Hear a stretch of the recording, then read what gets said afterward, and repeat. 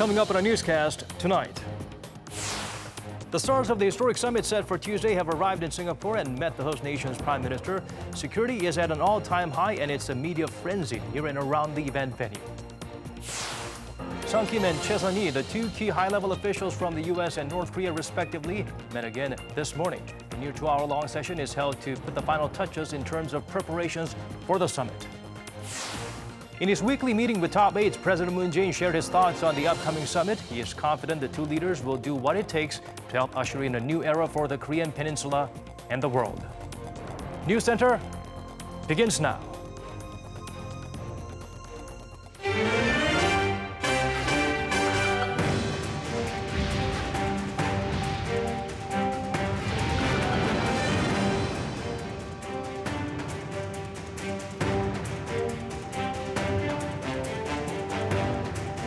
It's 8 p.m. here in Korea, live from our studio in Seoul. This is Arirang News Center. Welcome, I'm Daniel Choi.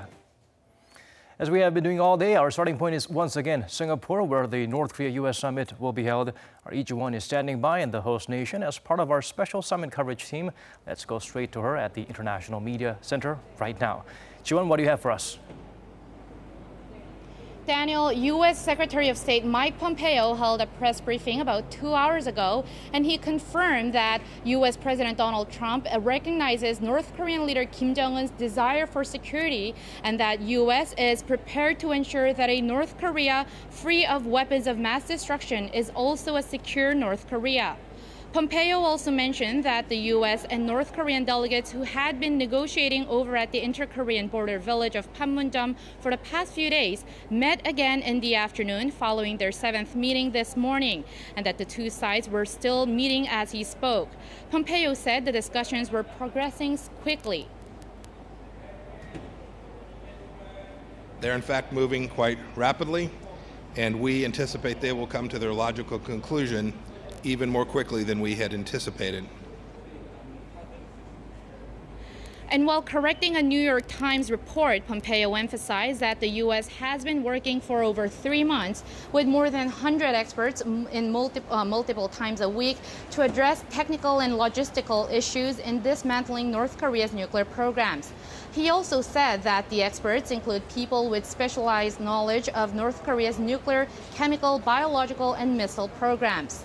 Now, Pompeo also said that the U.S. remains firm on what it wants from the North. The ultimate objective we seek from diplomacy with North Korea has not changed. The complete, verifiable, and irreversible denuclearization of the Korea Peninsula is the only outcome that the United States will accept. Pompeo also stressed that sanctions will remain until North Korea completely and verifiably eliminates its weapons of mass destruction programs, and that if diplomacy does not move in the right direction, those measures will increase. But he also said President Trump is open to expanding access to foreign investment and other economic opportunities for North Korea if they take the right steps. Well, Jiwon, aside from the ex-Intel chief, a lot of work is also being done. Last-minute preparations are being made for the summit, being carried out by both sides. Can you tell us a little bit more about that?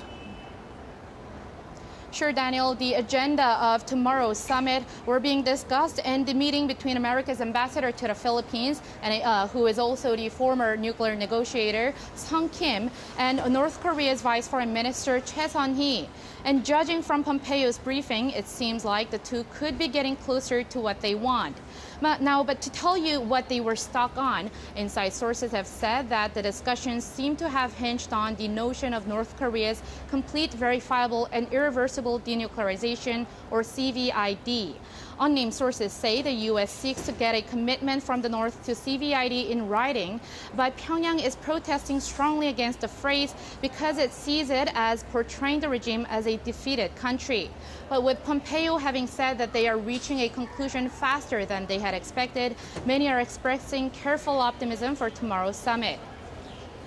Now, of course, the result of the summit have direct bearing on security on the Korean peninsula and on future developments in the inter-Korean relations. And so the South Korean government is on the ground and is keeping a close watch. Woo Jung-hee has this. Negotiations between North Korea and the U.S. are continuing until the very last minute, but it's nothing to worry. That's according to South Korea's presidential office of Cheongwade at a press briefing in Singapore on Monday. Speaking to the international press, Seoul said the fact that North Korean leader Kim Jong-un and U.S. President Donald Trump are sitting face-to-face in and of itself is a big leap forward. The fact that the leaders of North Korea and the United States arrived in Singapore yesterday marks the official beginning of the summit, and that is highly significant. We expect a fierce tug-of-war to continue between the two sides until tomorrow's summit ends, but we also expect some good outcome. During the 7 decades that have passed since the end of the Korean War, there's been no single North Korea-U.S. summit. And that is why, Seoul says, it's all the more crucial for both sides to build and confirm confidence in each other at this first ever summit. An unnamed official from South Korea's presidential office highlighted it is one of Pyongyang's biggest goals to be recognized as a sincere partner for dialogue. The South Korean government is cautious in its comments on the Pyongyang-Washington summit, but it's keeping close tabs on the developments, dispatching a special team of officials on the ground. The team is to deliver the latest developments of Kim-Trump summit to the home government while bringing and releasing the South Korean government's own response as well. All that will happen at Korea Press Center, a press center Seoul set up in Singapore separately from International Media Center. As for now, chances are low for the Kim-Trump summit to be followed by a three-way summit with South Korean President Moon Jae-in, but Seoul says it'll be ready for all possible scenarios. Once the results of the summit are out, Seoul will release its official response here at the Korea Press Center. 오정희, Arirang News, Singapore. Now, that's all we have from Singapore as of now, but we'll be joining you live from early morning tomorrow to bring you the latest on the much-anticipated North Korea-U.S. summit. All right, guys, thank you for those updates. We appreciate it. Moving on, President Trump is staying in close touch with his South Korean counterpart ahead of his meeting tomorrow. The two leaders spoke on the phone this afternoon. Cha Sang-mi shares with us what was discussed. Seoul is keeping in close touch with Washington. President Moon spoke on the phone Monday with President Trump, who's in Singapore awaiting his face-to-face with North Korean leader Kim Jong-un. According to South Korea's Blue House, the two leaders spoke for 40 minutes starting at 4:30 p.m. Korea time. President Moon said it was Mr. Trump's bold decisions that led to this historic North Korea-U.S. summit tomorrow. And he said that we South Koreans will be wishing with all our hearts that Mr. Trump is able to achieve a miraculous outcome. The Blue House spokesperson said the two leaders touched upon the progress that has been made so far and discussed the ways in which their efforts will bear fruit in Tuesday's meeting. Both Moon and Trump agreed that through frank talks with Kim, they'll be able to find common interests and ultimately reach a goal the entire world wants: a Korean peninsula free of nuclear weapons. Trump also pledged to send his Secretary of State Mike Pompeo to Seoul after the Singapore summit to discuss further details and ways that Seoul and Washington can work together. And according to a high-level official, Moon and Trump also discussed the process of declaring an end to the Korean War, but there were no details officially released about that. In a lighter moment, President Moon said that a successful Pyongyang-Washington summit will be a great gift for the people of the world, but also a great birthday present for President Trump, who's turning 72 on June 14th. Cha Sang-mi, Arirang News. Aside from that phone with Trump, President Moon Jae-in called on the leaders of North Korea and the U.S. to make big, bold decisions ahead of the historic summit in Singapore. Chief Cheongwade correspondent Moon Gun-young tells us more. 이제 새로운 한반도 시대를 염원하는 전 세계인들의 바람이 실현될 수 있도록 두 지도자가 서로의 요구를 통 크게 주고받는 담대한 결단을 기대합니다.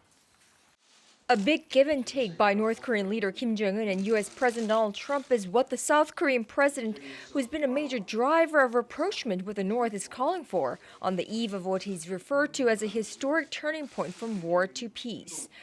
Mr. Moon's remarks during a weekly meeting of his top aides come as U.S. negotiators met with their North Korean counterparts one last time to try to nail down final details for the first ever summit between a sitting U.S. president and a North Korean leader. The U.S. team, led by Sung Kim, a longtime State Department diplomat who now serves as a U.S. ambassador to the Philippines, had held at least 5 sessions with the Pyongyang delegation over the past 2 weeks at the demilitarized zone in Korea. But the two sides reportedly have struggled to close the gap between the U.S. position on North Korean denuclearization, which means it would immediately dismantle its weapons program, ship nuclear warheads out, and allow international inspectors to verify the results. North Korea likely envisions a staged process where each concession from the North is met with something from the U.S. Sanctions relief, economic aid, a formal peace treaty to end the 1950-53 Korean War, and formal diplomatic ties could all be potential sweeteners to any deal. Nonetheless, the South Korean president expressed confidence that the historic Kim-Trump summit will be a success, adding South Korea should and will remain the driver in all endeavors regarding the Korean peninsula. 앞으로도 한반도의 완전한 비핵화와 평화 체제가 구축될 때까지 최선을 다할 것입니다.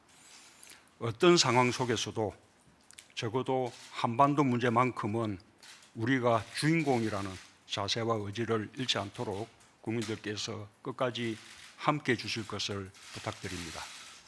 The South Korean president, who has been touted by many for brilliantly brokering the talks between North Korean leader Kim Jong-un and U.S. President Donald Trump, is carefully following the summit from 4,500 kilometers away, but keeping his country in the equation, and rightfully so, as he hopes to complete the journey that he started, the journey of denuclearization, the journey of ending the near 7-decade war, a journey to peace. 문건영, Arirang News, The Blue House.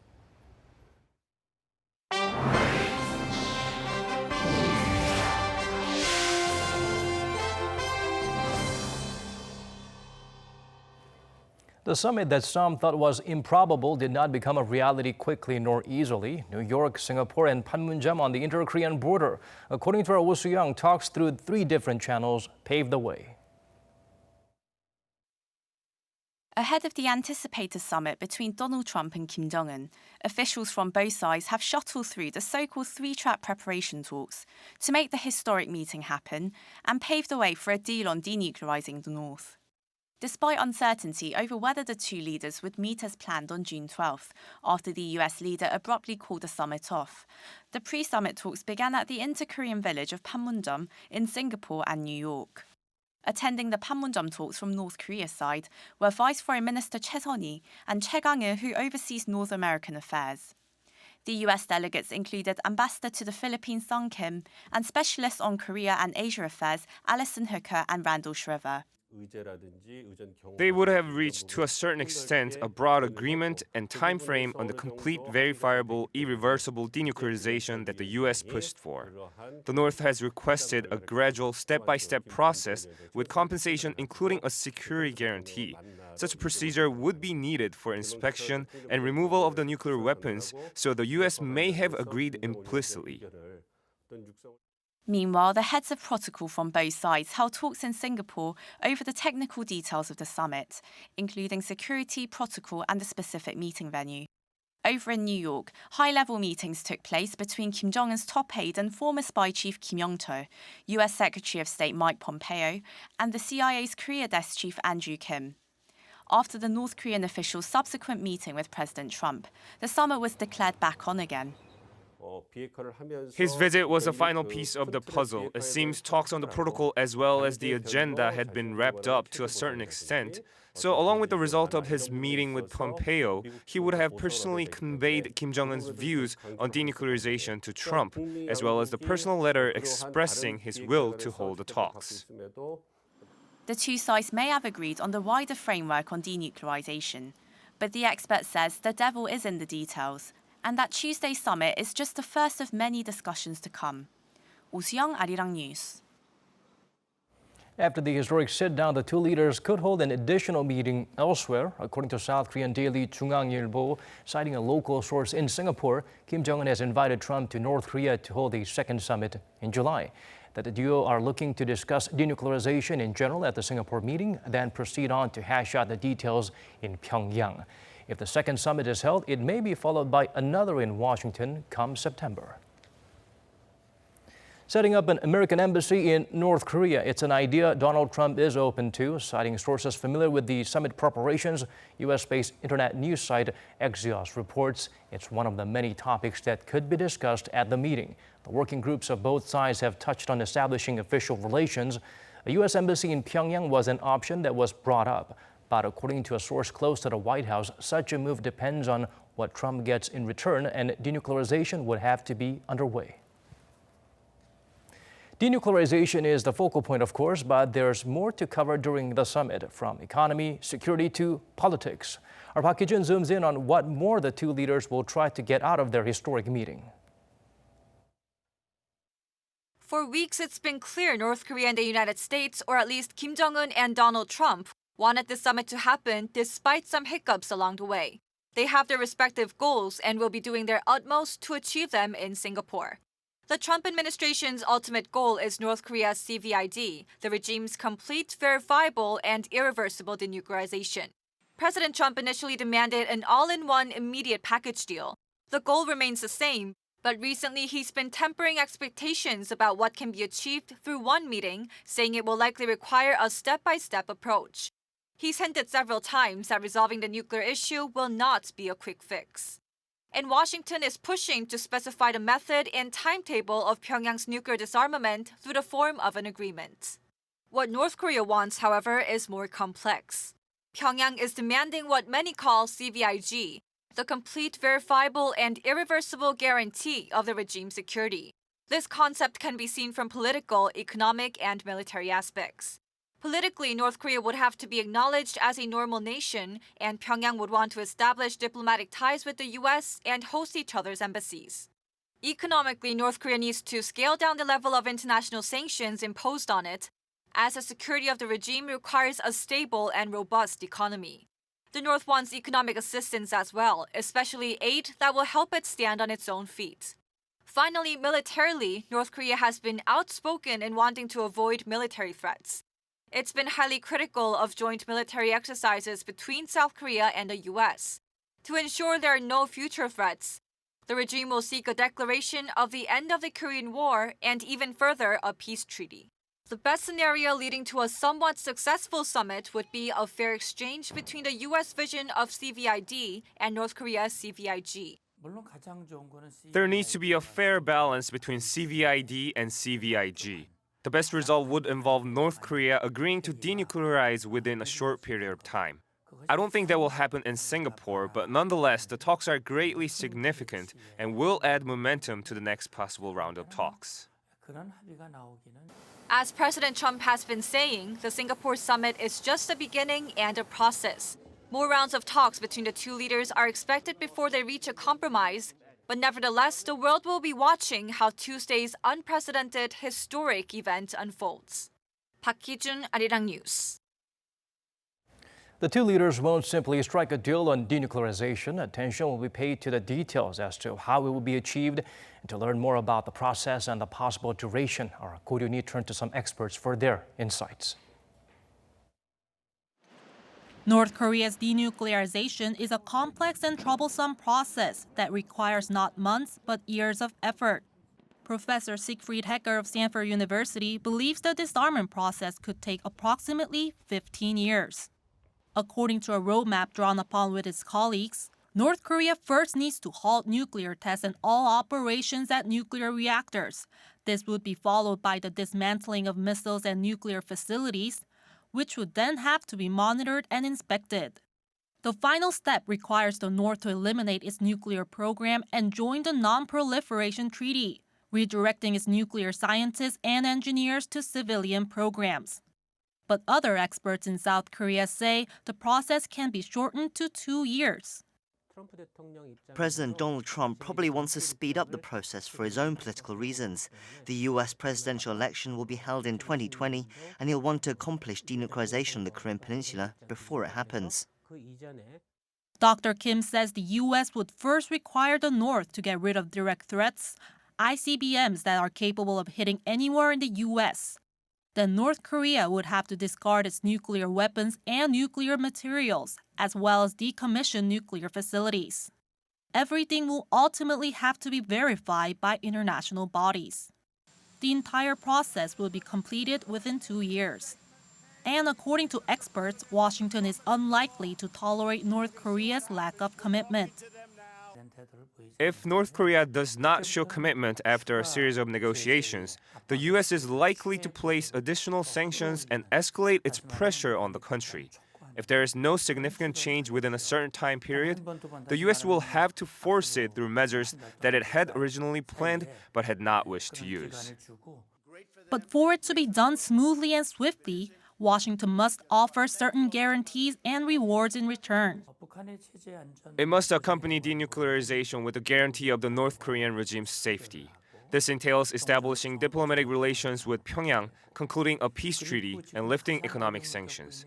And if the international community provides aid and collaborates with the North, the regime will be much more stable than it is now. Experts say that as long as there is a fair share of exchange and, most importantly, North Korea's full commitment to denuclearize, it's only a matter of time until the Korean peninsula is completely nuclear-free. 고른이 아리랑 뉴스.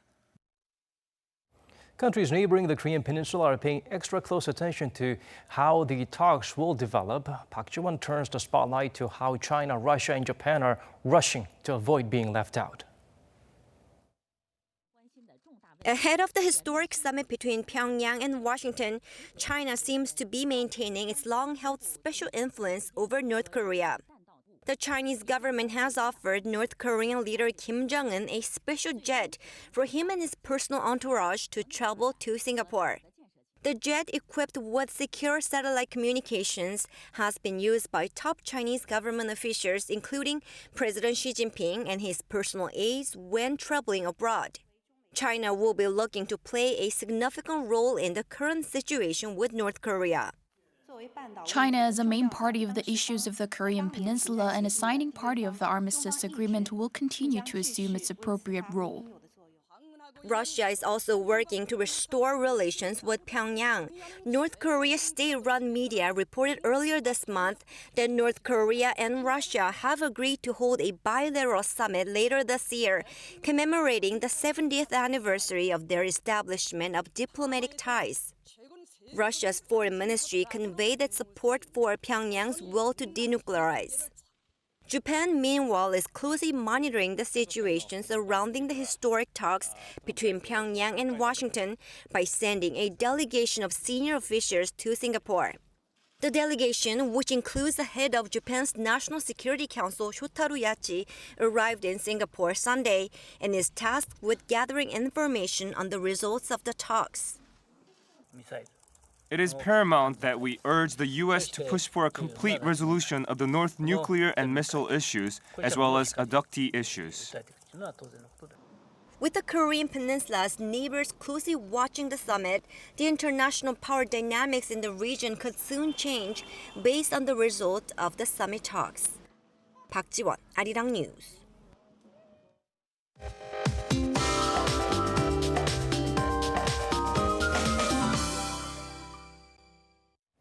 Time to turn to Michelle back at the Weather Center for the updates we need. Michelle? Well, Singapore has a tropical climate, which means the daily highs there in June are about 4 degrees higher than Seoul. Now the humidity gets up to 80% as well. And tomorrow will be somewhat cloudy and there'll be sporadic showers, though that'll make for a steamy day at 34 degrees Celsius, a few degrees higher than today. Now, as for here in Korea, we're expecting showers tonight. Less than 5 millimeters are expected to fall in Seoul, while as much as 30 are expected to further down south. In general, unlike today, we should be able to look up to nice clearer skies tomorrow with mild highs. The morning in Seoul will begin at 16 degrees Celsius. Daegu and Gyeongju will start at 15 and 13 degrees. Into today, Seoul will top out to 26 degrees. Gwangju and Busan topping out to 26 and 22 degrees. On the day of the local elections on Wednesday, it's going to be sunny, and it looks like it's going to go sunny throughout the whole weekend. I'll leave you with the weather conditions around the world.